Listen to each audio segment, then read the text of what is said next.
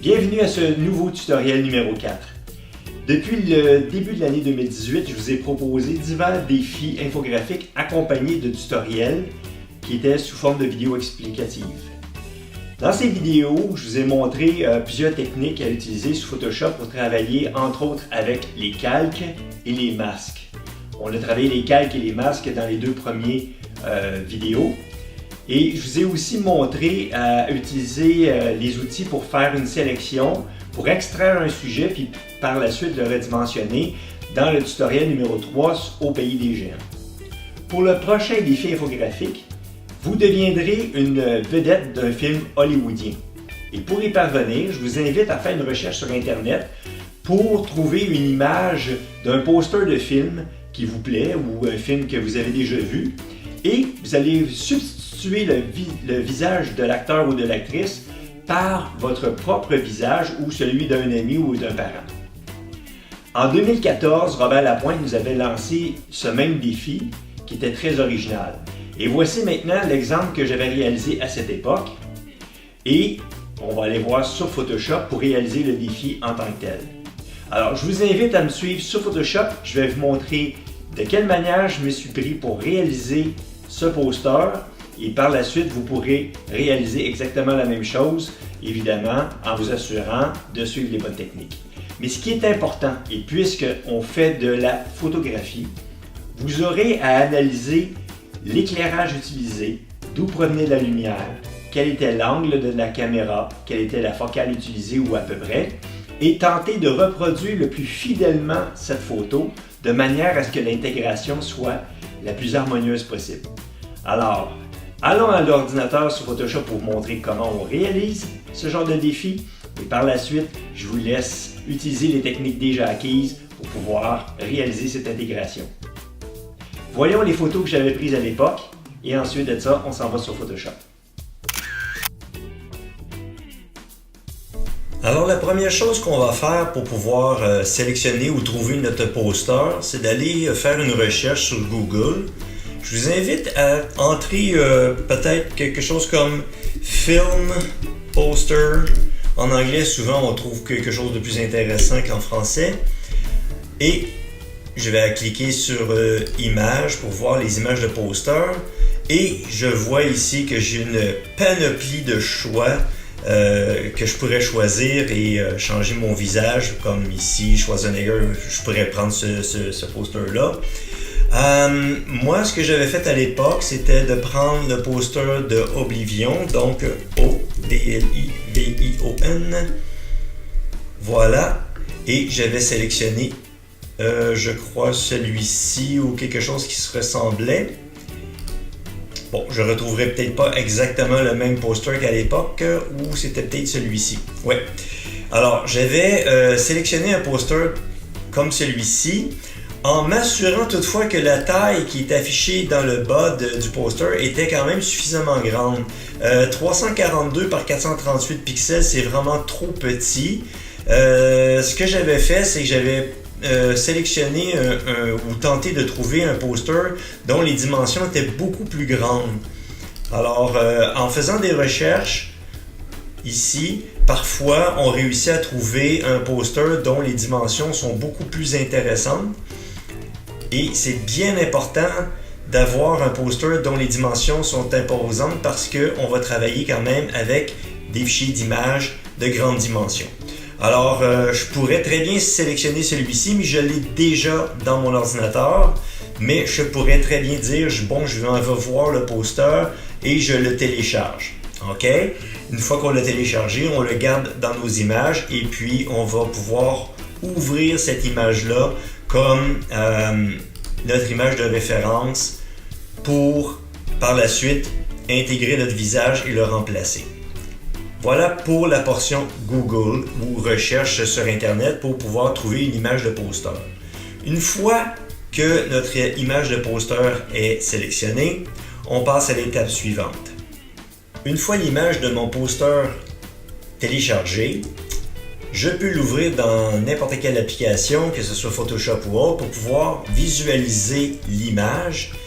Je regarde entre autres le visage ici de Tom Cruise et je vais tenter de reproduire exactement la même chose en studio. Je vais regarder l'éclairage qui a été utilisé. On voit ici que c'est un éclairage qui est relativement plat. Il n'y a pas beaucoup de contraste au niveau des différents côtés du visage. C'est assez éclairé égal. On voit qu'il y a un petit peu de lumière sur le dessus de la tête, mais c'est à peu près tout. Ça semble avoir été pris comme en extérieur. Je regarde aussi l'angle du visage, j'analyse à savoir la pose du personnage, etc., etc. Et par la suite, j'essaie de reproduire exactement cette pose-là en faisant ma photo. Et comment je m'y suis pris? C'est très simple. Ce que j'ai fait, c'est que j'ai utilisé une tablette électronique, mon iPad, et j'avais l'image devant moi et j'essayais de reproduire la pose le plus fidèlement possible. Avec l'aide de ma conjointe, on a réussi à reproduire cette photo qui ressemblait le plus à la photo du poster en tant que tel. Par la suite, on intègre ces deux photos dans Photoshop et c'est la prochaine étape. Alors nous voici dans Photoshop.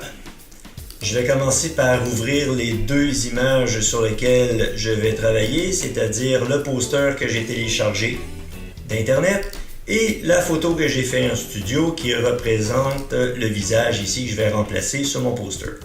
Je sélectionne donc les deux images, je fais ouvrir et Photoshop a importé les deux images dans deux onglets différents et c'est parfait ainsi. Je vais commencer à travailler par travailler sur le poster en tant que tel et pour pouvoir travailler sur le poster, je vais garder l'image de référence ici et je vais dupliquer cette image-là en la mettant à droite dans le document. Et pour ce faire, je vais commencer par agrandir le canevas sur lequel je vais travailler. Je vais donc le doubler en largeur. Je vais donc aller dans le menu Images et sélectionner Taille du canevas. Je vais travailler en pixels. Photoshop me dit que la largeur est de 1400 pixels. Alors pour le doubler, c'est 2800 pixels. Et je vais lui dire de garder l'image de référence ici à gauche et d'agrandir le canevas vers la droite comme le montre cette flèche. Je fais OK. Je me retrouve donc avec ici une image et j'ai agrandi le canevas. Ce que je vais faire maintenant, c'est que je vais sélectionner ici le calque et je vais le dupliquer. Et comment est-ce qu'on fait pour dupliquer rapidement un calque? Eh bien c'est simple, on pèse sur CTRL-J sur Windows ou Commande-J sur Macintosh et on voit ici que Photoshop a dupliqué mon calque.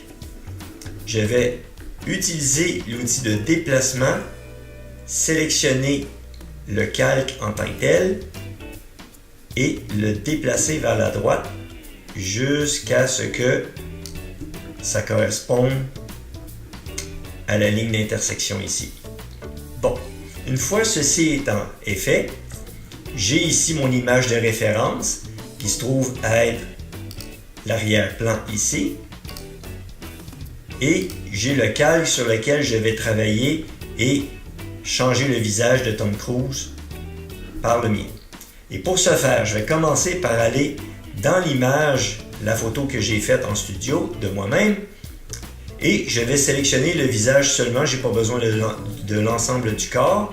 Pour ce faire, je vais utiliser l'outil de sélection rapide qui est ici et comme on l'a déjà vu dans le tutoriel au pays des géants, tout ce qu'on a à faire, c'est de cliquer en maintenant le bouton de la souris enfoncé et de glisser la souris dans la portion qu'on veut sélectionner. Et on voit ici que Photoshop a déjà fait une très bonne sélection en sélectionnant seulement que le visage et ça aide le fait que je sois sur un fond qui est plus pâle et que mon chandail soit plus foncé. Le système, donc Photoshop, était en mesure de pouvoir déterminer quelle était la portion que je désirais sélectionner. Une fois que j'ai fait cette sélection, je peux cliquer ici sur sélectionner et masque ou je peux aller aussi dans le menu sélection, sélectionner et masque et lorsque je clique sur cette portion, on voit la portion que Photoshop tente d'extraire, ce sera celle-ci.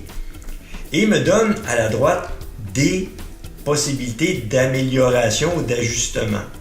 La seule chose que je vais rajouter ici, c'est ce qu'on appelle le feather. Je ne sais pas comment ça se traduit en français, mais ça permet de pouvoir adoucir la sélection sur les rebords de manière à ce que ça soit moins tranchant. Alors, ce que je vais faire, je vais aller ajouter ici environ 2 pixels pour adoucir le rebord et ça devrait faire la job. Il faut ici s'assurer que dans la sortie, on choisisse sélection. Assurez-vous ici que c'est sélection qui est bien sélectionnée, c'est le cas de le dire, et par la suite on fait OK. Maintenant, je vais aller copier cette sélection-là en faisant édition, copier. Je vais aller dans mon document de mon poster, je vais faire édition, coller. On voit ici que mon visage a été ajouté au document dans un nouveau calque qui est au-dessus des 2 autres, ce qui maintenant me donne 3 calques. Et c'est sur le calque du visage qu'on va travailler le plus. On va maintenant utiliser l'outil de déplacement en s'assurant que le calque du visage est sélectionné et on va commencer à le déplacer pour le positionner par-dessus le visage de Tom Cruise. On voit bien que le visage est beaucoup trop gros et il faut trouver une manière de pouvoir le positionner le mieux possible. Pour ce faire, je vais aller ici sur la portion d'opacité et je vais diminuer l'opacité du calque de mon visage de manière à simplifier son positionnement. En voyant le visage en dessous et le mien, ça sera plus facile. Maintenant, pour redimensionner le visage, je vais aller dans le menu Édition et Free Transform ou Transformation libre.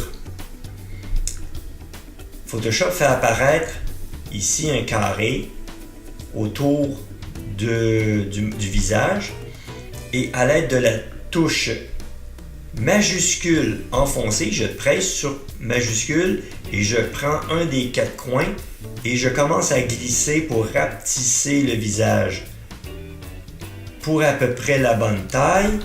Je peux par la suite cliquer dans le centre et le déplacer. Il est encore un peu gros. Je vais encore le rapetisser un petit peu, toujours en faisant majuscule. Et je vais commencer à aligner les 2 visages ensemble. Si j'ai de la difficulté à bien voir, on peut aller dans le coin ici et agrandir l'image ici à 100%. Je peux même l'agrandir plus grande à 200%. Je pèse sur espace et le curseur devient une main et je peux déplacer mon document. Je lâche la touche espace et la main change pour retomber à l'outil précédent. Grâce à la transparence, je peux prendre mon calque et tenter de l'aligner le plus possible avec le visage de Tom Cruise et ajuster ainsi aussi souvent que c'est nécessaire pour pouvoir m'assurer que j'arrive le plus près possible du remplacement. Mais évidemment, on n'a pas la même forme de visage, alors c'est sûr certain que le match ne sera peut-être pas parfait. On voit ici que je peux aligner un œil, l'autre il est un petit peu plus bas, donc je peux faire une rotation au visage en tournant le calque ainsi et on aligne quand même pas si pire. Je vais redéplacer un peu. Ici, je m'assure que les oreilles arrivent à peu près aux mêmes endroits, le nez à peu près aux mêmes places. J'y arrive quand même pas pire. Voilà. Oh, ça c'est quand même assez juste comme intégration. Une fois que le visage est bien positionné à l'endroit où on le désire, il faut indiquer à Photoshop qu'on a terminé la transformation en faisant la touche Retour ou Enter. Voilà. Et je vais aller ici retourner dans l'opacité et la remettre à 100%. Voilà. Maintenant, le travail d'intégration commence là.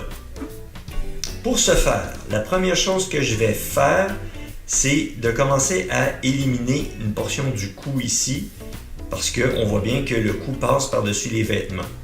Pour ce faire, et de manière à travailler de manière non destructive, je vais travailler avec un masque. Et pour ajouter un masque, on clique sur cette icône et on voit ici que Photoshop a rajouté mon masque. Et comme on l'a déjà vu, pour travailler avec des masques, il faut utiliser l'outil pinceau avec le noir pour faire disparaître une portion ou le blanc pour la faire réapparaître.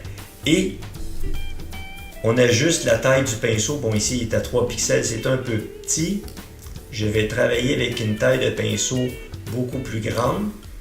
Oh, c'est peut-être un peu trop gros, 84. Voyons voir ici, on voit ici le rond que ça donne une cinquantaine de pixels. Et on va ajuster ici la dureté de notre pinceau à environ 75%. Ça va nous laisser un petit peu de marge pour pouvoir avoir des coins qui sont moins coupés tranchés au couteau. Et on s'assure ici en haut qu'on travaille avec une opacité de 100%, un débit de 100% et ici je vais le mettre à 80%. Bon, alors on commence avec le pinceau à passer par-dessus tranquillement pour pouvoir effacer le cou et on voit déjà que l'intégration commence à prendre forme. Si on a besoin d'agrandir, on peut utiliser l'outil de la loupe et agrandir de manière à pouvoir se rapprocher. On reprend le pinceau et on travaille de manière précise en jouant avec la taille du pinceau. J'utilise les raccourcis pour augmenter ou rapetisser la taille du pinceau, mais l'important, c'est d'être très précis au niveau de notre fabrication du masque. Comme vous pouvez le voir ici, je prends quand même mon temps pour pouvoir m'assurer que mon masque que je fabrique fasse en sorte que l'intégration soit la plus réussie possible.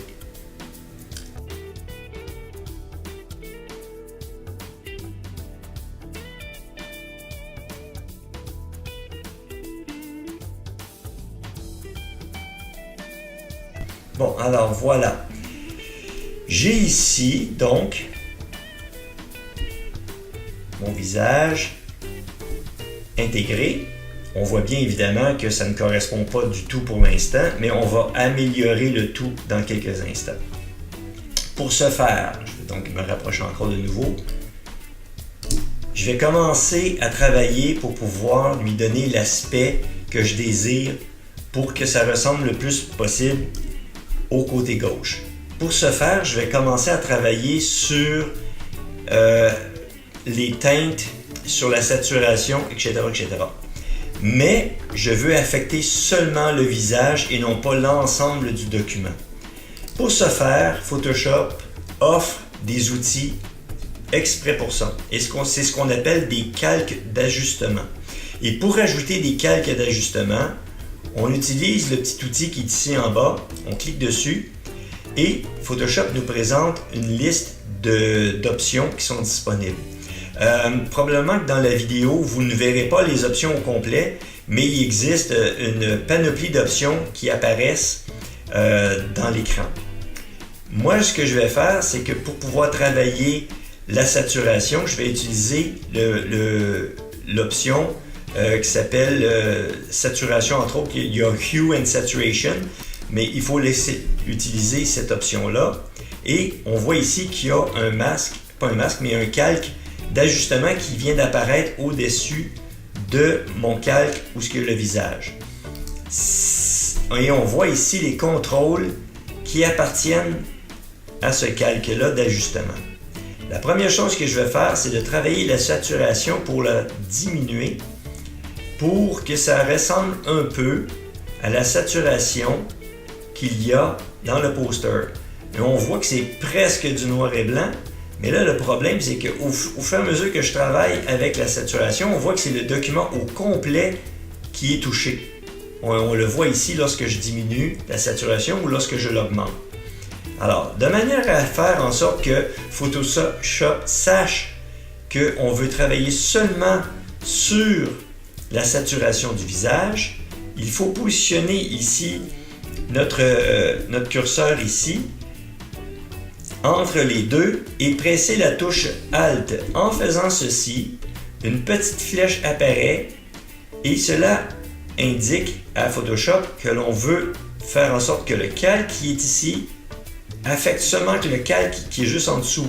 Alors je positionne mon curseur exactement entre les deux tout en tenant la touche Alt enfoncée et je fais un clic de la souris. Voici ce que ça fait. On voit ici qu'une petite flèche indique clairement que le calque d'ajustement n'affectera que le calque qui est en dessous. Voyons voir maintenant ce que ça fait lorsque je touche à la saturation. On voit que la saturation, maintenant, ne s'applique que pour le visage. Et on le voit très bien que maintenant, lorsque je travaille le calque d'ajustement, il n'affecte que le visage. Et grâce à ce calque d'ajustement, je vais pouvoir travailler l'ensemble des paramètres pour faire en sorte que ça se ressemble le plus possible à la portion qui est à gauche. Alors, il faut juste trouver les bons paramètres. On voit bien ici que ça n'a aucun lien, mais je travaille mon document de manière à le rendre le plus fidèle possible à la portion qui est à gauche.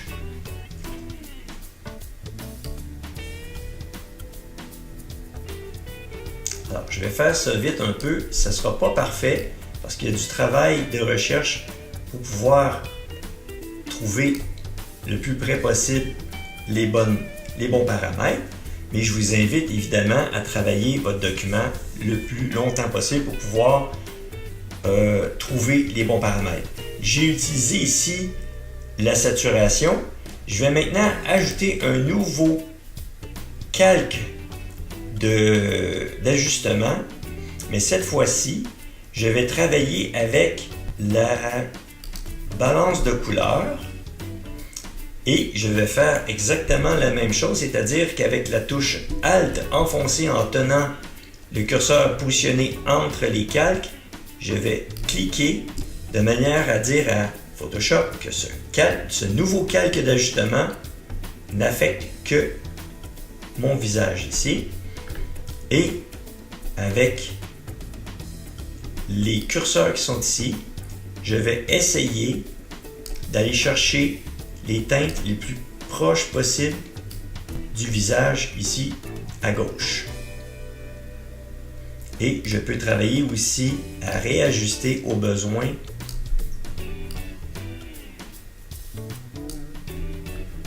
tous les paramètres de tous mes calques.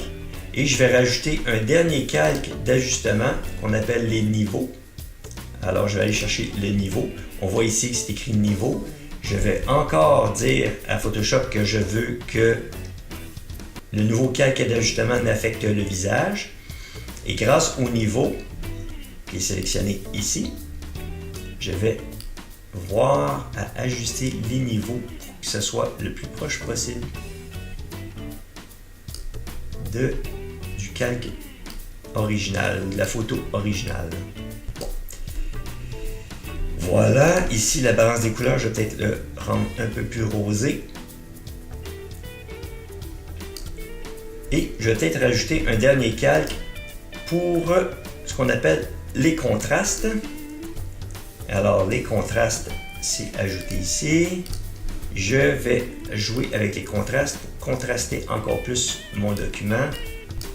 Bon, en supposant que tous mes ajustements ici que je peux rechanger en tout temps et affecter le visage, en m'assurant évidemment qu'à chaque fois j'ai dit à Photoshop que je voulais seulement qu'affecter le visage. Une fois que j'ai ajusté tous les paramètres pour essayer de faire en sorte que ça se rapproche le plus possible de la portion gauche, il me reste à faire quelques petits ajustements pour donner l'impression que l'intégration est encore meilleure. Pour ce faire, je vais aller ajouter un nouveau calque au-dessus de tous les autres calques. Donc, je sélectionne le calque qui est le plus en haut possible et je dis à Photoshop de m'ajouter un nouveau calque. Ce calque-là est un calque sur lequel je vais dessiner.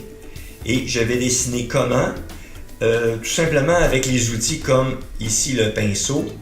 Et dans Photoshop, lorsqu'on clique sur ceci, on a des panoplies de pinceaux qu'on peut utiliser, comme on peut voir ici. Des pinceaux de toutes sortes. OK? Et on peut utiliser n'importe quel de ces pinceaux.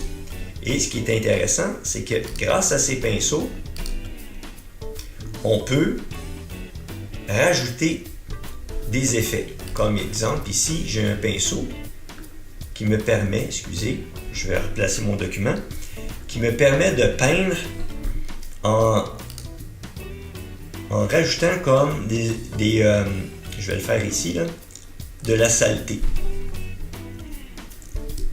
Alors, ce que je vais faire, c'est que je vais ajuster la taille de mon pinceau pour qu'il soit un peu plus petit. Je vais m'assurer que l'opacité soit pas trop grande, donc 25% d'opacité, peut-être un débit de 25%, et peut-être choisir une teinte un petit peu moins foncée que le noir, un rouge foncé peut-être ici. Et je vais salir le personnage de manière à ce que ça donne un peu l'effet justement qu'on retrouve sur le visage de Tom Cruise en travaillant un peu la photo. Et on voit ici que je rajoute un peu de saleté. Bon, c'est fait vite fait, évidemment. Je peux salir un peu les oreilles, etc., etc. Ça donne déjà un aspect beaucoup plus proche du document original. Et pourquoi je travaille sur un calque séparé? C'est de manière à ne pas affecter le calque du visage en appliquant tout ici, les paramètres de changement, là, ici, les calques d'ajustement. Je ne veux pas que la crasse que je rajoute ici soit affectée par tous les paramètres. C'est pour ça que je la rajoute par-dessus. Et d'ailleurs, si je ferme ce calque, on voit bien qu'on a la crasse qui a été ajoutée. Par la suite, je peux toujours continuer à ajouter soit de la crasse ou des choses pour pouvoir améliorer l'intégration, mais déjà, on commence à avoir quelque chose qui se ressemble plus. Et je viens de voir ici que j'ai rajouté de la crasse par-dessus ici. Je peux aller avec mon efface. Je vais dire 100% d'efface. Bon. Et je vais effacer ici la crasse que j'ai rajoutée. Voilà. Grosso modo, on pourrait dire que l'intégration est complétée, même si on voit ici qu'il y a des petites erreurs qui seraient facilement corrigeables. On pourrait corriger tout ça facilement, mais grosso modo, on pourrait dire que c'est complété. Je vous invite évidemment à travailler un peu plus votre intégration que celle-ci, parce que bon, c'est juste une démonstration, mais ça donne quand même une bonne idée du travail qui peut être accompli pour faire une intégration. Maintenant, Photoshop offre une panoplie d'outils, de possibilités d'ajustement, etc. Vous pouvez prendre le temps nécessaire pour pouvoir les étudier et tenter des expériences pour pouvoir obtenir une meilleure intégration. C'est à vous maintenant de trouver les combinaisons nécessaires pour pouvoir réussir la meilleure intégration possible. La meilleure façon d'apprendre Photoshop, évidemment, c'est de tester. Alors, je vous invite à le faire. En espérant que cette vidéo, ce tutoriel vous soit utile pour pouvoir réaliser ce défi qui se veut un peu plus difficile que les autres, mais vraiment formateur. À la prochaine!